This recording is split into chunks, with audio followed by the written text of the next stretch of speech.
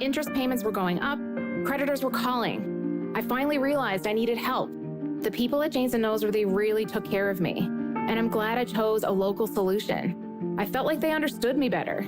Getting help with my debt has given me the energy, the headspace, and the time to make my dreams come true. A chance to start again with knowledge, support, and people in your corner. Are you looking for that kind of help? It's okay. Learn more about Leah's story at janesnoseworthy.ca.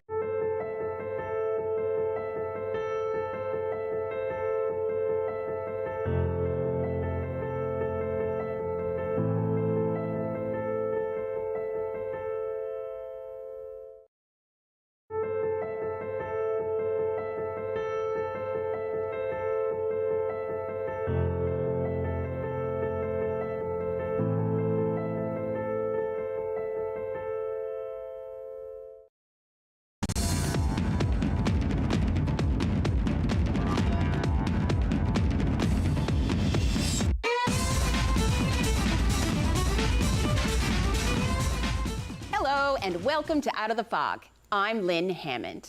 Tonight, my guest is Gerry Byrne, Minister of Immigration, Population Growth and Skills. Join us after these messages.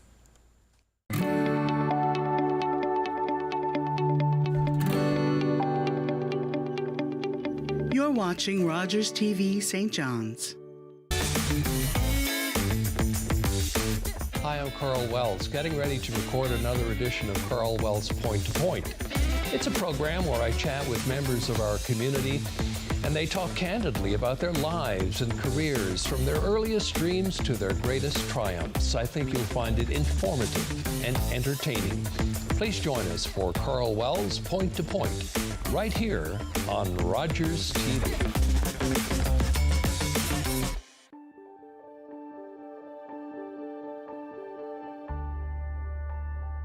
You're watching Rogers TV St. John's. And we're back with Gerry Byrne. Gerry, so great to have you here today. Can I call you Gerry? I mean, Please of course, do. you're Minister Gerry Byrne. No stranger to politics in Newfoundland and Labrador. And I mean, we've known each other for over 20 years. We have indeed. Well, I'd go a little bit beyond 20 years, maybe a little stretching to 25, but we'll just keep that our little secret. Yeah, I know. We were, Lynn, my first remembrance of you was on the Great Northern Peninsula. That's right. And it was, gee, it was a major event, a major celebration. Soiree 99. That's what it was. Mm-hmm. Anyway, this is my first time in studio here in St. John's for Out of the Fog, so real honor and pleasure to be here. Thanks. You so much. Yeah. And of course, I mean, your career has been tremendous. You know, as a I can federal think of member. other names or well, words. you know, I mean, you've accomplished a lot, but you know what? You can't satisfy everyone. Lynn, I've had a lot of fun, and I've had some great. I've had some great highs, some difficult lows. Yeah. But that's life in the public. That's public life. Public service, absolutely. And it's a vocation that I truly love. It is a vocation. It's a vocation. Yeah. Because you should not get into this with a faint of heart. You should always know that you are a temporary occupant of your chair. That is the bottom line, that you're here to serve a purpose, and that's to serve the people. And you know what? It's gritty, it's rough, it's tough. But it's all about Newfoundland and Labrador, and that's why I love it so much. Absolutely. And of course, you know, you spent the first part of your political career in Ottawa, of course, still representing the Northern Peninsula. Yep. And now you are an MHA and, of course, Cabinet Minister with the government of Newfoundland and Labrador. I did. I served 20 years in the federal House of Commons. And enjoyed every minute of it. But I do have to admit to you, one of the reasons why I wanted to take a change was that the travel back and forth, missing home. My wife, my family, my son all live in Corner Brook and stayed there in Corner Brook while I commuted. It did get a little bit difficult, very difficult. I had to make compensation to make sure my family was taken care of. And so one of the things about coming home was I'm home. But the other thing too, of course, Lynn, is that I felt there was something to offer. With all of my federal experience, we've got a lot of issues in this province. Being able to offer to the government of Newfoundland and Labrador, government which I wanted to be a part of, to be able to offer some of that perspective, some of those experiences, to be able to help channel some energies in the right way for us.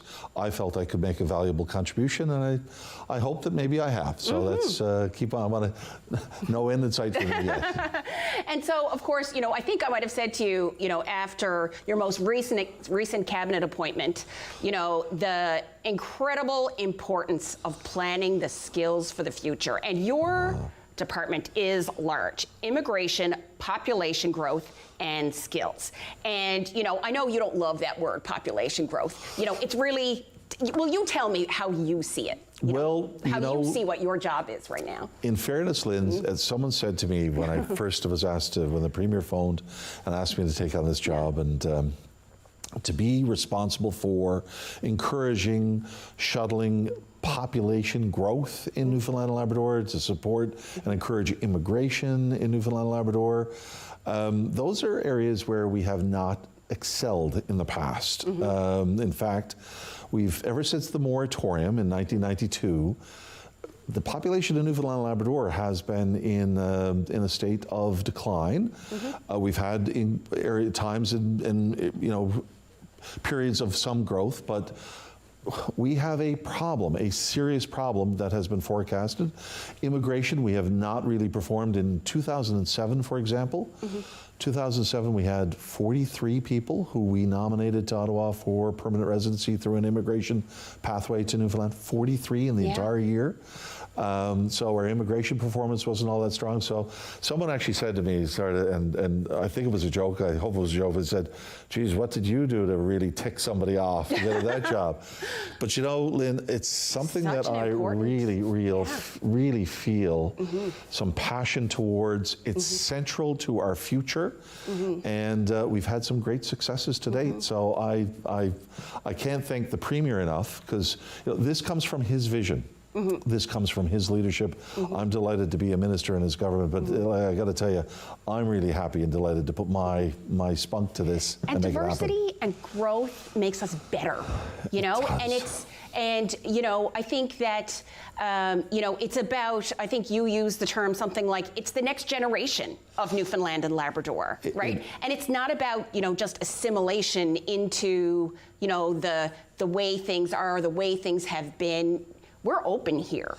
And it makes us stronger. It does. Really does. Yeah. And so, when I think about when we bring new skills, new ideas into the province, when we bring new perspectives, not only do we become richer and better, just purely from a citizenship point of view, but we also become better economically and socially, and it just enables us to really put, Newfoundland and Labrador has always had a prominent, foot on the stage of the world. When we become more diverse, when we become more inclusive, when we become more welcoming, we project that to the world, and that's in a global society, in a global world, global economy, that's where you need to be. And so it's all about doing the right thing for the right reasons and prospering in the process. So let's talk about that, the right thing for the right reasons. I know that the recent arrival of refugees from Afghanistan was a really important day for you. So tell me about it. Well, where do you begin? I start off by saying something which I feel dearly in my heart as someone who served in the Parliament of Canada, and feel I'm very proud to be a Canadian, and equally proud to be a Newfoundland and Labradorian. We have a duty of citizenship. We have a duty of citizenship in this country as rich as ours to extend our reach to beyond our own border and to share. And in the process, when we share, when we bring people in, we grow in the process. So when I look at the Afghan refugees, the former Afghan refugees, the ones that have come here, each and every one of those, Lynn, every one of those families, Lynn, put their lives on the line for Canada, for NATO, for security, for democracy. These are people who lived every moment of their lives in peril for something greater than themselves. So the opportunity to welcome them here to St. John's, to Newfoundland and Labrador, to say, we recognize what you did. You stepped up, you stepped out, you put yourself in harm's way. Now we are going to give you a place of rest, comfort, and growth. Well, I got to tell you, of all the things that I have accomplished in the last year of 2021, the happiest moment of the entire year was spending a day, an afternoon with Afghan children at a playground where they were kids. Yeah. First time in their lives that they could arguably feel no fear. They could be children. They came from an environment where there was a constant necessity for a look behind the shoulder. Seeing them and spending the day, the afternoon with them, and being a kid with them, I could talk numbers to you. I could talk about how we grew our population. But there's nothing that There shows... is nothing that will ever compete or outstrip that experience that I shared with those kids and their parents, where kids, for the first time in a very, very long time, were able to be kids. And that's something we should all be proud of, because we all nurtured that. So that's where we are. That's why I love my job. Yeah. And, you know, we've talked as well about the Association for New Canadians, you know, just an extraordinary organization. I mean, I've had some opportunities in the recent year to be involved with them a little. And, you know, the relationship is really special between the Association for New Canadians and the government and the province of Newfoundland and Labrador. And Lynn, as we saw, the people of Newfoundland and Labrador, you nailed it, you hit it right. Yeah. This is an organization which, you know, I think I could easily say great platitudes about, but I'll let some other things speak for themselves. They're chosen by the Government of Canada to be the official refugee resettlement agency in the province. Yes. The Government of Newfoundland and Labrador feels so strongly about the job that they do. We're the only province, I think except for maybe New Brunswick, but we're the only province in Canada, the only government in Canada that provides resources to a federal resettlement agency. Ontario doesn't do it.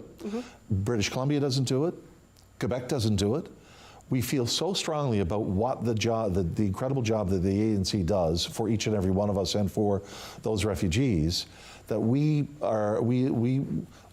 apply resources to help them in their initiative. That's the nature of the partnership that we have with them. And you can see by the outpouring when the ANC put out a call for assistance, for help, every time.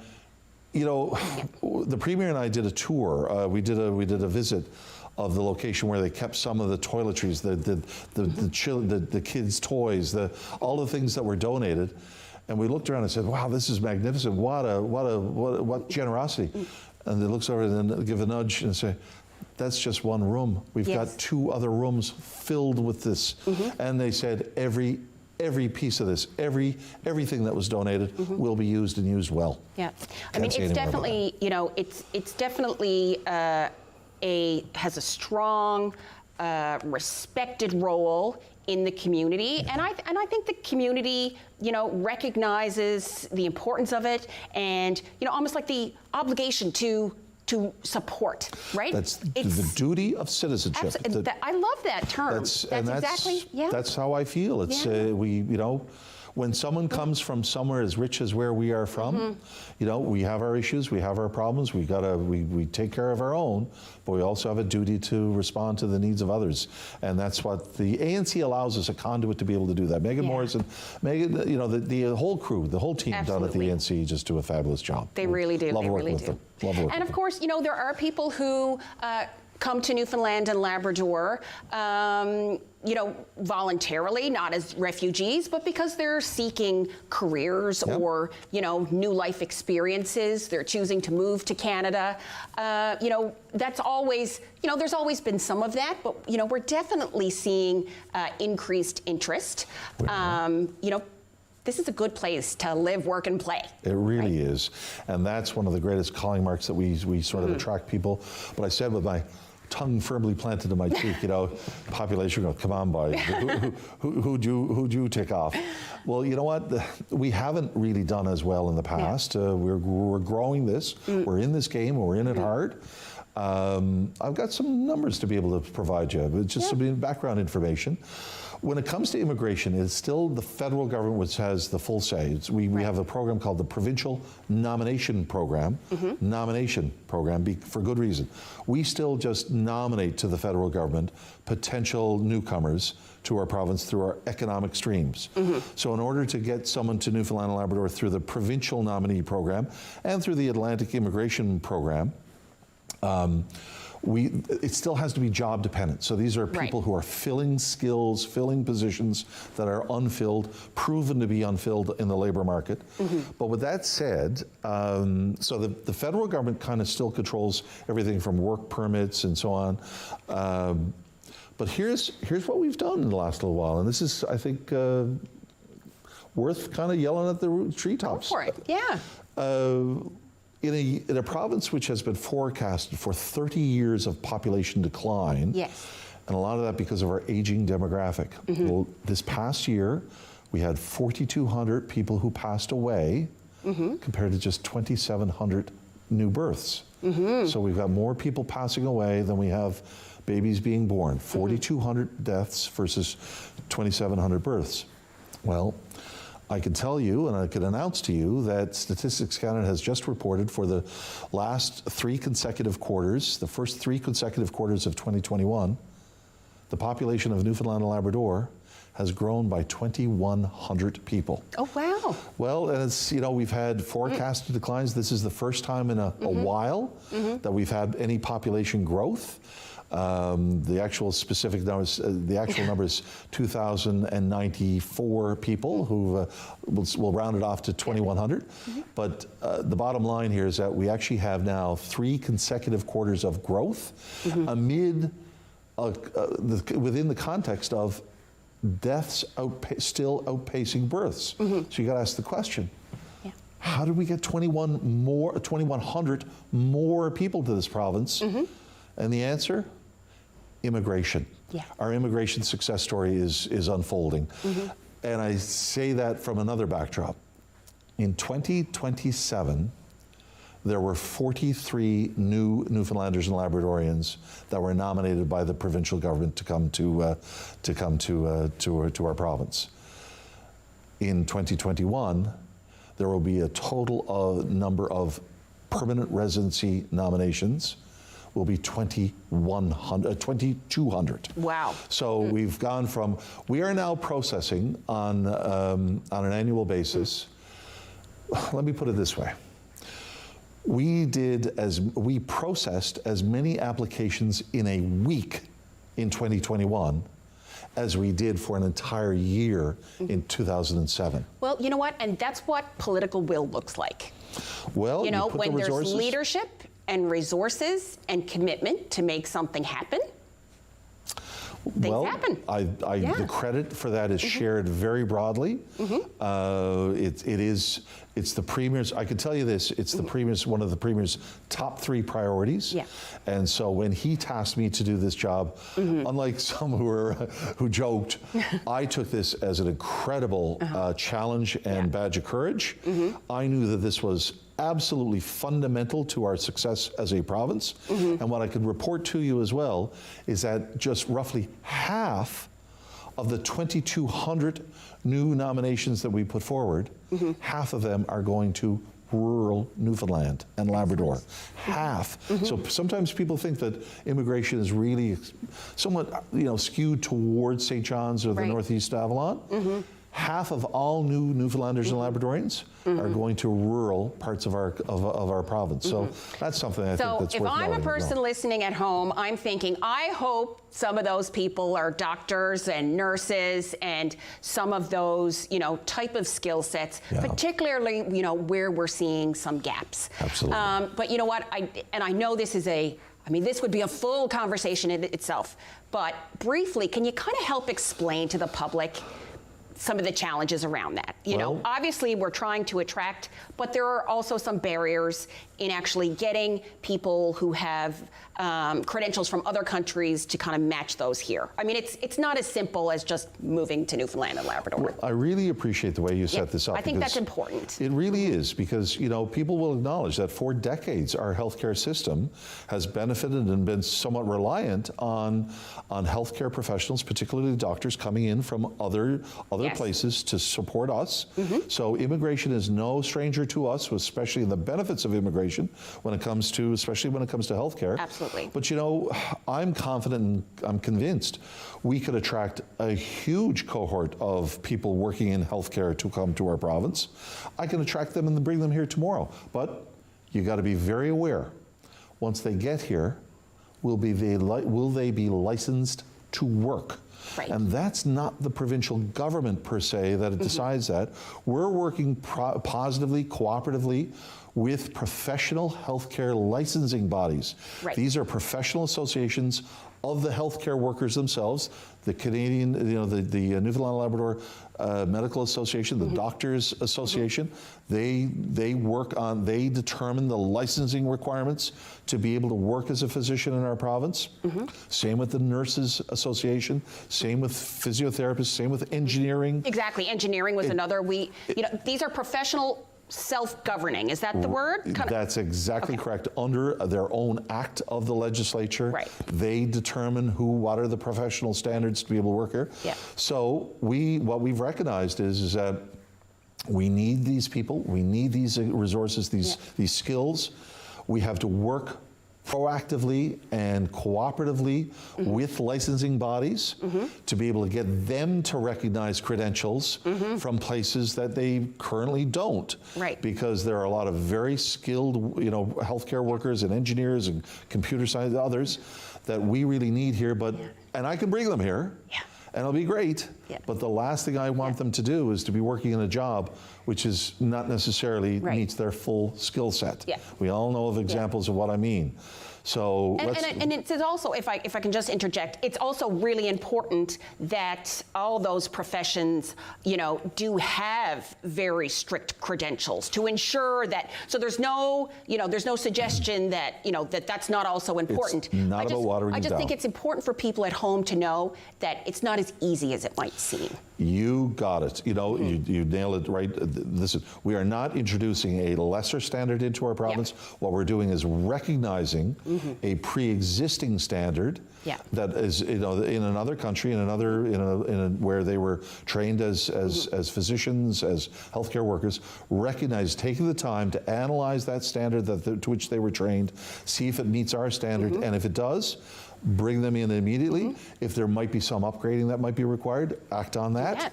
But the bottom line here is that we have to recognize there are some great healthcare professionals out there. I can bring a load in tomorrow, but if they can't work in their profession, that's not meeting the need.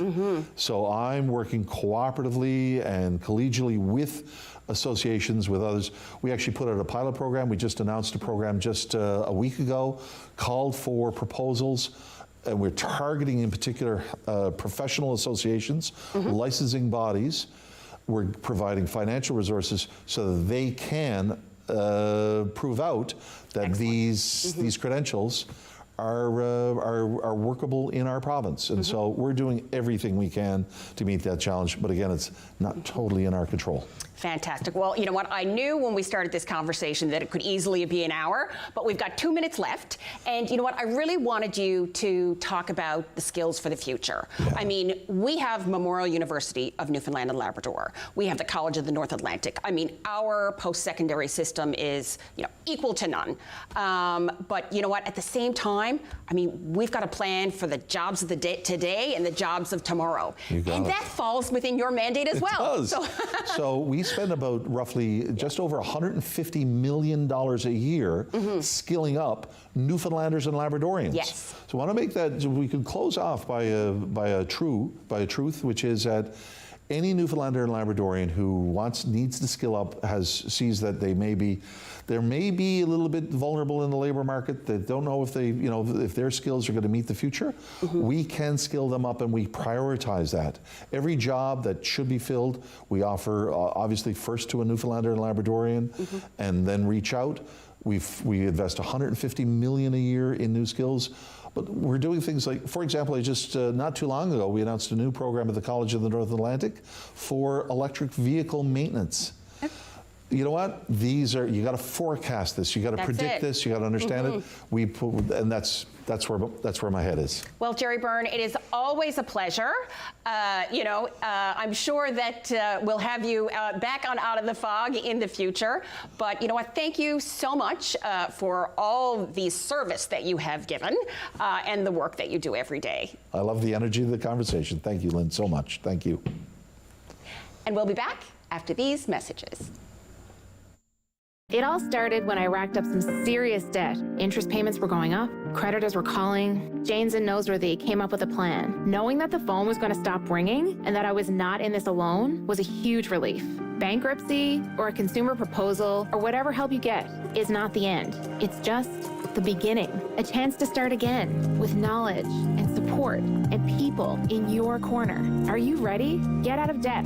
It's okay. Learn more about Leah's story at janesnoseworthy.ca. Our hope to distribute 1,000 bears in 2022. Please join us and provide comfort to kids in their time of need.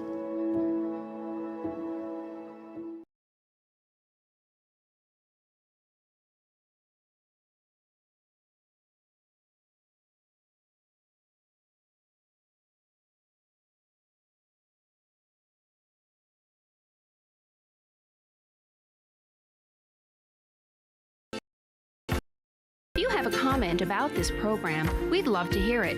Email or call us or send us your feedback through social media. What a pleasure it was to have Gerry Byrne on the show tonight.